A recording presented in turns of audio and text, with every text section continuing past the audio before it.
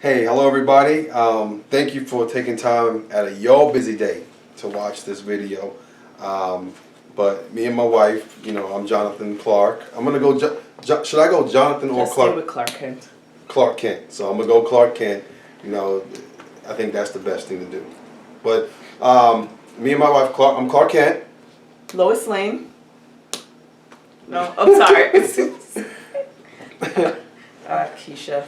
Don't have a fancy name to go behind it. And that's what I'm saying. I didn't want to have a fancy name. I just wanted, because this right here is gonna be real. It's gonna be real powerful. It's gonna be a really powerful video series that we're doing.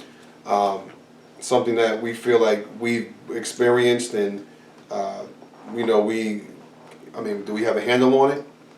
I don't think you ever have a handle on taming the tongue. Mm-hmm. And the reason that I got this book, Taming a Powerful Emotion, Anger, by Gary Chapman, it's because we don't realize we have picked up habits that our parents have picked up from their parents, and going on and on and on. And you don't want to get angry. And I say you don't want to because in retrospect, you regret getting angry or haven't gotten as angry as you did with a certain person or your wife or your husband or your child. And for me, it's really squashing it. It's really stopping it and not having that generational continue with my kids getting angry and out of control anger. Right. So I got the book. I was reading a podcast about anger and controlling it, trying to control it. But to do so, we have to understand where the root of it lies. Mm-hmm. Why are we getting angry? What causes us? What would make you get angry at something that I wouldn't get angry at? Well, I know, and shout out to my pastor, Pastor John, Sword of the Spirit Ministries.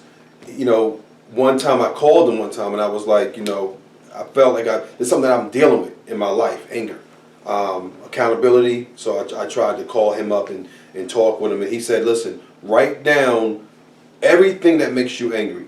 When it makes you angry, write it down. Whether it's your kids not making their bed in the morning, whether it's them not, getting up and eating breakfast, or whatever it may be, what makes you angry? And then part two, eventually, we were going to talk about that list.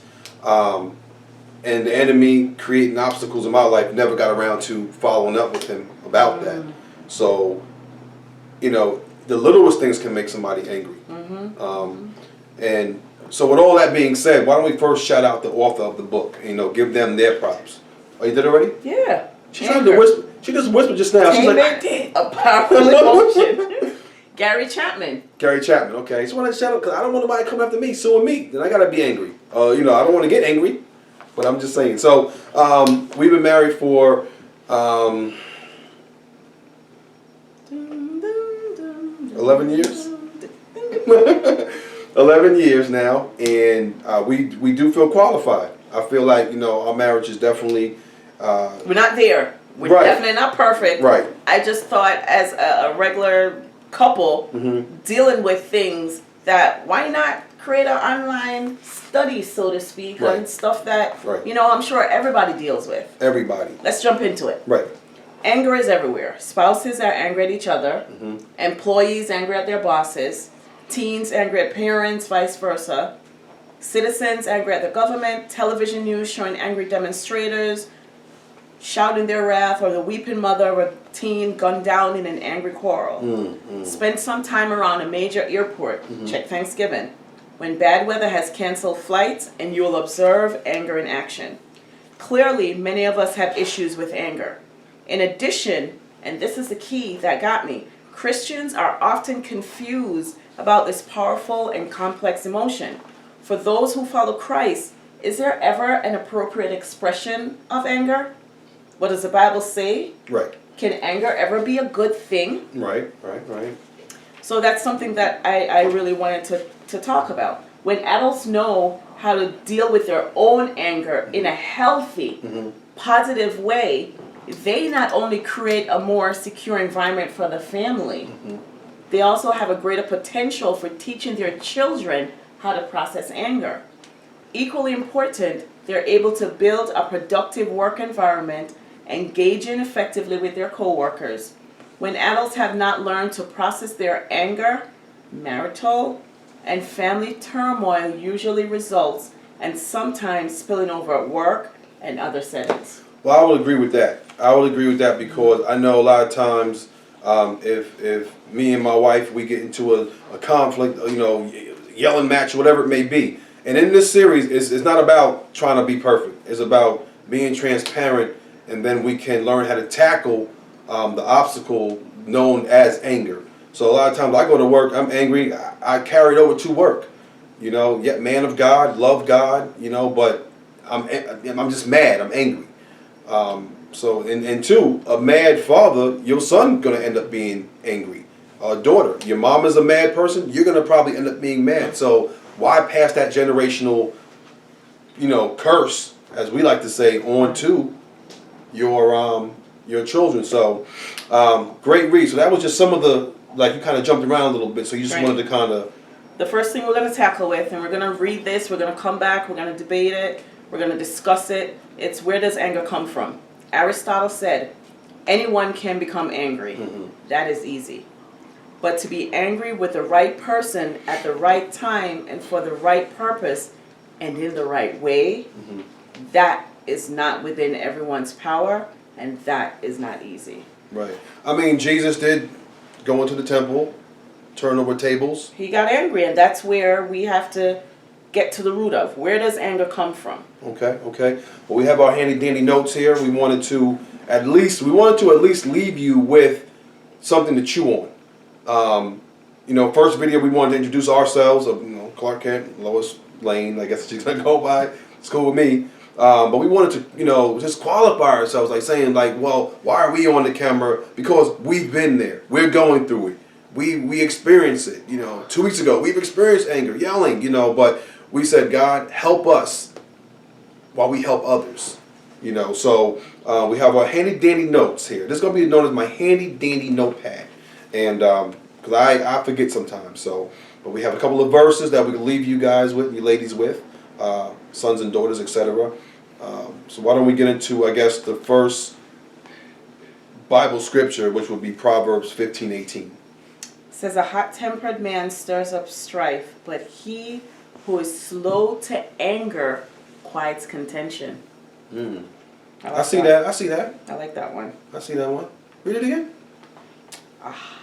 A hot-tempered man stirs up strife. Hot-tempered, strife. But he who is slow to anger quiets contention. And that's true. A lot, fellas, I know you can relate to this. A lot of times you can be dead right, but the minute you get hot-tempered, That's it. that's it. You're wrong. You're wrong. He's getting upset. That's it. You're wrong. So, next verse, Proverbs 14:29. Whoever is slow to anger has great understanding, but he who has a hasty temper exalts folly, foolishness. I see that. I Slow definitely. to anger, great understanding, because you're not hot tempered. Right. You're understanding the root of what is making you upset. I understand. What is making you angry. I understand. I like that one. I definitely understand.